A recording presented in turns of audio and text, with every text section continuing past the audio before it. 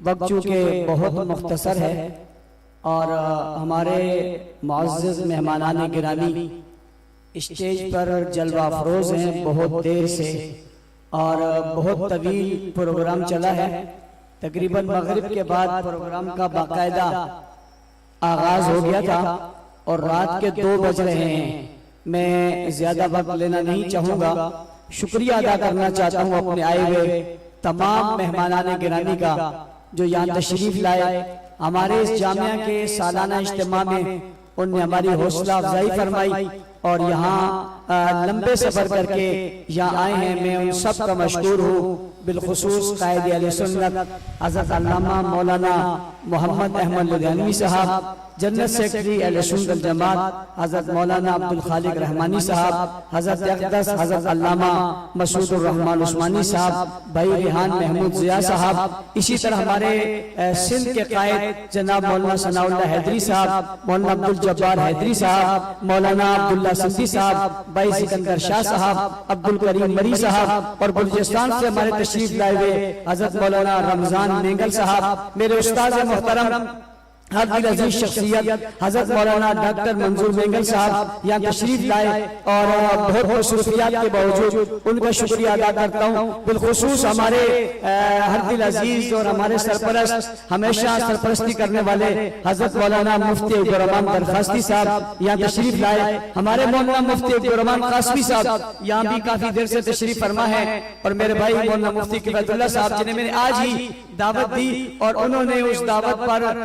فوراً جو ہے وہ قبول کی اور آج تشریف لیا. ان کا کی اور جلسہ بھی تھا، میں ان کا شکریہ بھی ادا کرتا ہوں. لیکن میں اس کے ساتھ ساتھ ان تمام مہمانوں کے شکریہ کے ساتھ اگر اپنی جماعت کراچی کا شکریہ ادا کروں تو زیادتی ہوگی جن نے لمحہ بلمحہ اس پروگرام کی نگرانی کی. علامہ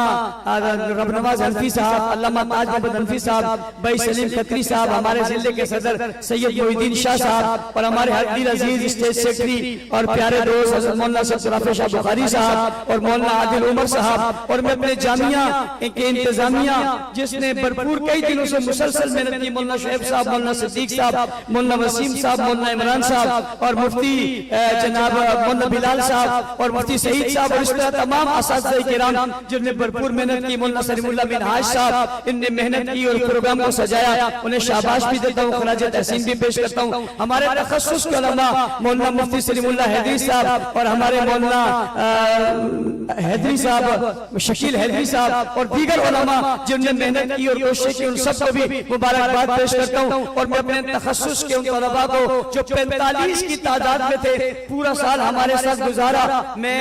ان سے معذرت چاہوں گا. ان کی جس طرح خدمت کرنی چاہیے تھی شاید ہم نہیں کر سکے، جس طرح ان کا انتظام کرنا چاہیے تھا نہیں کر سکے، لیکن ہم نے پوری کوشش کی کہ ان کا انتظام اور اہتمام کرے اور الحمدللہ جتنا ہو سکتا تھا وہ ہم نے کیا. یہ آخری دن کا مرحلہ تو سب نے دیکھ لیا. حضرت قائد محترم فرما رہے تھے کہ سارے ملک میں جو ہے وہ مہنگائی اور پریشانی ہے اور یہاں ہم دیکھ رہے ہیں بڑی خوشحالی ہے، لفافے بھی دیے جا رہے ہیں اور بڑی بڑی کتابیں بھی دی جا رہی ہیں. میں سمجھتا ہوں یہ بھی ان کے لیے کم ہے، ہم زیادہ دیتے لیکن جتنا ہم سے ہو سکتا ہم نے دیا. اسی طرح ہمارے دورہ موقوف علیہ کے طلباء جو ہمارے ساتھ رہے اور وہ اولا سے ہمارے ساتھ چلتے آ رہے ہیں، چلتے چلتے یہاں تک پہنچے اور آئندہ سال انہوں نے دورہ حدیث بھی ہمارے ہاں پڑھنا ہے. ان کی بھی ہم بہت خدمت نہیں کر سکے لیکن جتنا ہو سکا ان کی بھی خدمت کی. میں ان سے بھی اور اپنے مدرسے کے ان تمام طلباء کرام سے جن نے پورا سال ہمارے ساتھ گزارا، ہم ان کی بھرپور خدمت نہیں کر سکے، معذرت چاہوں گا. اپنا بھائی سمجھ کے میں امید رکھوں گا کہ ہماری کبھی کوتاہی کا معاف فرمائیں گے. اس کے ساتھ ساتھ تفسیر آیات صحابہ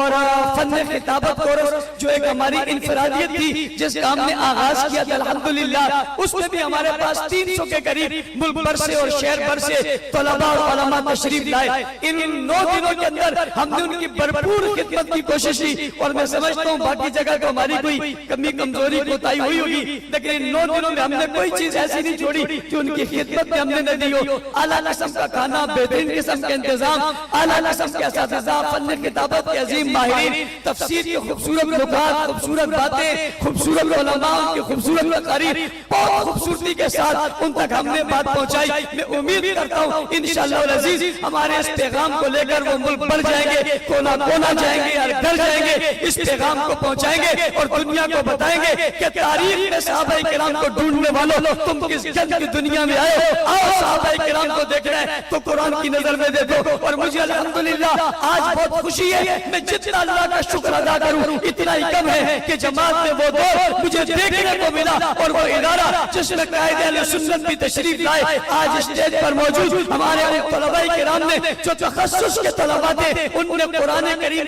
کی 30 پاروں میں سے ہر پارے سے ایک آیت قرآن کی لے کر 30 دلائل دیے ایک طالب علم نے، پھر دوسرے طالب علم نے ان دلائل کے علاوہ یعنی ان آیاتوں کے علاوہ 30 آیاتیں علادہ پڑھ کے 60 دلائل پورے کیے اور پھر تیسرا طالب العلم آیا، اس نے 30 دلائل اور دیے قرآن کریم سے صحابہ کی عظمت اور صحابہ کی مدح اور صحابہ کے دفاع پر 90 دلائل یعنی 90 قرآن کی آیاتیں 3 تقریروں میں اس اسٹیج پر پڑھی گئی اور وہ قرآن پڑھا جا رہا تھا۔ میں اللہ کا شکر ادا کرتا تھا جس کام کے آغاز کا فیصلہ میں نے جیل میں رہ کر کیا تھا اور قرآنوں کو کہنا چاہتا ہوں تمہیں پھر موقع ملا تو آزما لینا، تم نے ہمیں جیل میں بند کیا تھا، مجھے کڑیاں پہنائی تھی اور مجھے کڑیاں پہنا کر تنہائی میں رکھا تھا اور تنہائی میں رکھ کر میری ملاقات پر تم نے پابندی لگائی تھی۔ مجھے وہ وقت یاد ہے جب میرے بچے کراچی سے مجھے ملنے کے لیے گئے تھے اور جس دن میری ملاقات تھی اس دن جیل سے مجھے نکالا گیا اور نکالنے کے بعد کہا آپ کو فیصلہ بات لے جانا ہے۔ ان سے میں نے کہا میرے بچے آئے تھے، ان نے آج مجھ سے ملاقات کرنی ہے، ان نے کہا ہمارے پاس ملاقات کی پرچی نہیں ہے بلکہ ہمارے پاس آج آپ کی سماعت کی پرچی ہے، آپ کو فیصلہ بات کی عدالت میں پیش کرنے۔ میں جیل کے دروازے پر آیا اور جب میں نے دروازے سے باہر نظر پڑی تو میرا بیٹا اور بیٹی میرے سامنے کھڑے تھے اور سامنے کھڑے ہوئے مجھے پکار رہے تھے۔ میں بے بس تھا، میرے ہاتھ میں کڑی تھی اور میری زبان خاموش تھی، مجھے بولنے نہیں دیا جا رہا تھا۔ میں نے کہا چلو ملنے دے دو، میں سلام کر دیتا ہوں اور سلام کرنے کے بعد پھر میں چلا جاؤں گا۔ ان نے کہا اس بات کی بھی اجازت نہیں ہے، مجھے جلسی سے پکڑا، گاڑی میں ڈالا، دروازہ بند کر دیا۔ میں نے کھڑکی سے یعنی جو سوراخ ہے ان سے ایک نظر اپنے بچوں کے چہروں پر ڈالی تو مجھے دل میں لگا کہ شاید مجھے دکھ ہو رہا ہے، تو میں نے اس کے جواب میں اپنے ضمیر سے کہا اور اپنے دل سے کہا کس بات پہ ناراض ہو رہے ہیں، تجھ سے تیرے سامنے بچے نہیں ملے تو کیا ہوا؟ کیا بلال سے زیادہ تکلیف تیرے اوپر آ گئی ہے جسے تپتی بول پر لٹایا گیا تھا؟ کیا نواز سے زیادہ تکلیف تیرے پر آ رہی؟ کوئی مسئلہ نہیں، آج نہیں تو کل ملوں گا اور اگر یہاں نہیں مل سکا تو اللہ کے فضل سے جنت میں ملوں گا۔ انہوں نے ہمیں محبت کیا، میں نے وہاں کہہ دے تنہائی میں سوچا، سوچنے کا موقع ملا، یا تو آپ سوچنے ہی نہیں دیتے اور آپ بیٹھنے ہی نہیں دیتے تنہا، ادھر سے آ گیا ادھر سے آ گیا، پروگرام سفر آنا جانا، لوگوں کی باتیں نعرے یہ وہ سب کچھ چلتا رہتا ہے۔ وہاں اپنے آپ کو بندوں کی حیثیت معلوم ہو جاتی ہے، اندر چلے گئے تو اکیلے بیٹھے کوئی بلانے والا نہیں ہے اور کسی کو بلاتے تو کوئی آتا نہیں ہے۔ اور ایک عجیب واقعہ ہمارے ساتھ ہو گیا، واقعہ یہ ہوا کہ ہم اندر تھے اور ہمیں پیاس لگی، بہت گرمی کا مہینہ تھا اور رمضان تھا، اور ہم نے اس سپاہی کو کہا کہ یار ہمیں پانی دے دو، اس نے کہا کوئی پانی شانی نہیں ہے۔ پھر ہم نے اسے کہا یار پانی دے دو، وہ سامنے تو مشین لگی ہے، تم اگر یہ بوتل بھر کر ہمیں دے دو گے تو تمہارا کیا جائے گا؟ اس نے کہا کوئی پانی نہیں ہے۔ ہم نے جب پھر اسے کہا تو اس نے کہا تم اپنی اوقات میں رہو، اوقات سے باہر مت نکلو، پانی مانگتے ہو نہیں دیتا، جو مرضی یہ کر لو۔ جب اس نے یہ کہا تو ہمارے 2 دوست میرے ساتھ تھے، وہ غصے میں آ گئے۔ میں نے کہا غصے میں مت آؤ، اس نے بات صحیح کی ہے، اس شخص نے بات صحیح کی ہے، ہماری اوقات اتنی ہے کہ ہمیں کوئی پانی نہ دے، یہ جو عزت ملتی ہے یہ صحابہ کی کرامت ہے۔ اوقات ہماری یہی ہے کہ ہمیں کوئی پانی بھی نہ دے، حیثیت ہماری یہی ہے کہ ہمیں کوئی پوچھے ہی نہ۔ اگر دنیا ہماری بات کرتی ہے یا ہماری بات کا مان رکھتی ہے یا ہماری بات میں لاکھوں لوگ آتے، کمال ہمارا نہیں ہے، کمال تو محمد کے یار ہے جن کا کام ہم نے لیا تو خدا نے عزتوں سے نواز دیا۔ تم نے ہمیں بند کیا تھا، بک دو اب، عربی میں بھی، فارسی میں بھی، انگریزی میں بھی، اردو میں بھی، ابھی وقت نہیں تھا ورنہ پشتو میں بھی، ہندکوں میں بھی، سرائکی میں بھی، بلوچی میں بھی، سندھی میں بھی ہوا، سندھی میں بھی۔ مری صاحب ہمارے آج خاص مہمان مری صاحب تھے، اس میں بھی ہوا شیعو تم ہمیں گرفتار کر کے خوش تھے کروا گئے، اور شیعو تم حق نواز کو مار کے خوش تھے، تم ایثار کو مار کے خوش تھے، تم ضیاء الرحمن کو مار کے خوش تھے، تم اعظم طارق کو خون میں نہلا کے خوش تھے۔ اب مزہ آیا؟ وہ صرف اردو میں کہتے ہیں، ہر زبان میں کہہ دیا۔ جو بات حق نواز نے اردو زبان میں جنگ کی دھرتی سے کی تھی، آج شاہدیر کے اسٹیج سے عثمان بن عفان کے مدرسے کے تخصص کے طلباء نے ایک ثانیہ رہنے کے بعد کتابوں کی صورت میں، دلائل کی صورت میں کئی اور سے بات نہیں کی ہے، کسی کتاب کا حوالہ نہیں دیا، کسی اور بات کی بات نہیں کی ہے، انہوں نے بات کی ہے تو اللہ کے قرآن کی ہے، اور اللہ کے قرآن کی بات کر کے تمہیں قرآن سے ثابت نہ تم خدا والے ہو، نہ مصطفیٰ والے ہو، نہ قرآن والے ہو۔ انشاءاللہ العزیز مجھے اس وقت بھی یقین تھا، آج یقین اور بڑھ گیا کہ اللہ نے اس کام میں برکت دے دی ہے۔ اب اگر کوئی کہتا ہے کہ مولانا صاحب کسی نے ٹیم بھیج دی ہے، اگر کوئی کہتا ہے مولانا صاحب کوئی مارنے لگا ہے، تو میری صحت پر کوئی اثر پڑنے کو نہیں ہے، اس لیے کہ کام وہ شروع ہو گیا ہے جو اب ختم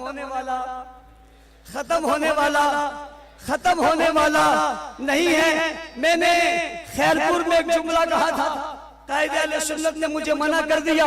میں نے اس کے بعد چھوڑ دیا، آج بھی کہہ نہیں رہا، اشارہ کر دیا میں نے کہ جو ہے سو ہے، زندگی اور موت اللہ کے ہاتھ میں۔ الحمدللہ تحدیث کی نعمت کے طور پہ کہتا ہوں، جب بھی کوئی قرآن کھولے گا، آیا تو 1400 صدیاں پہلے تھا، 1450 سال، لیکن جب قرآن کی آیاتیں پڑھ پڑھ کے تمہیں دائرہ اسلام سے خارج کہے گا تو ظالموں میں تمہیں یاد ضرور آؤں گا، میں تمہیں یاد ضرور آؤں گا، جو سنیں گے انہیں بھی یاد آؤں گا، جو سنائیں گے انہیں بھی یاد آؤں گا، یہ سنا کر ہاتھ اٹھا کر دعا دے دیں گے میرے لیے یہی کافی ہے، اور وہ جلتے مرتے رہیں گے میرے نجات کے لیے وہ بھی کافی ہے۔ اس کے بعد میں